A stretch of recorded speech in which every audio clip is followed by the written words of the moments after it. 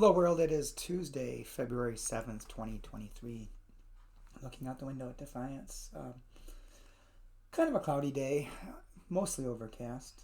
Little streaks of blue I see out there.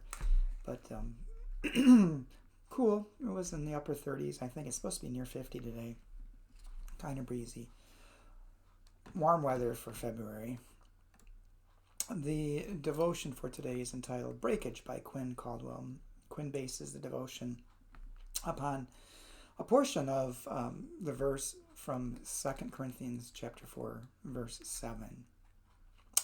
But we have this treasure in clay jars.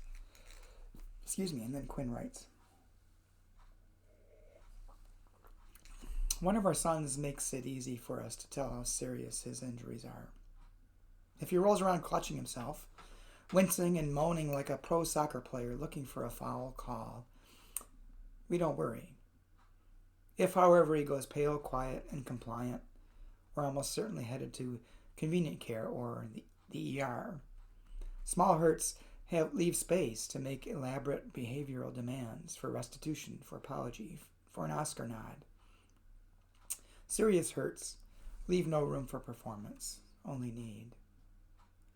I don't for a minute believe that we were designed to be fragile in order to be reminded by our breakages to be humble. But a certain correction of attitude and perspective has been one of the rough blessings of my own breakability. Bumping elbows and minor offenses can leave me screaming bloody murder.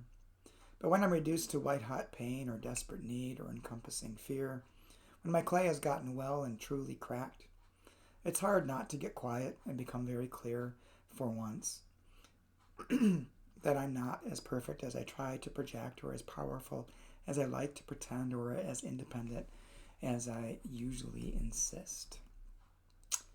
Absent the histrionics that accompany hangnails and traffic cutoffs, I can hear the voice of God whispering. When I'm not wincing dramatically and peering out the corner of my eyes to make sure I'm having the desired effect, I can see the face of God in the faces of those who come to meet my need. When I'm not worrying about how my outsides look, I get a glimpse of the glory of God placed inside the jar for moments, just as these. And Quinn's prayer. Listen, I'm probably never going to thank you for my breakages, but for the ways I meet you in them, thank you. Amen. Well, these devotions, I'm sure, mean something different to everyone as they read them, and these are my impressions, impacts on my life. One of the things reading this devotion did for me is to remind me that, sometimes things that happen to us, the breakages that we're involved in, are the result of things that we've either done or not done. But that doesn't mean that God did them. It just means sometimes things just happen. And sometimes when we're involved in breakages, it has nothing to do with us. It's chance. It just happens sometimes. I think for me, this devotion reminds me is to look for God in the people who come to offer help in those minor things that are sometimes of my own making, or in the big things that just leave me speechless and numb. God's presence is found in those that come to my aid. God's presence doesn't come from the breakage, but certainly in the response of others at the time. So, like I said, everyone has different impressions when they read these devotions.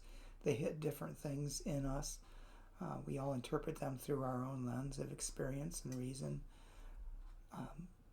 And so we find different things. And today, this is what I found. I hope you have a good day, and hope to talk to you again tomorrow.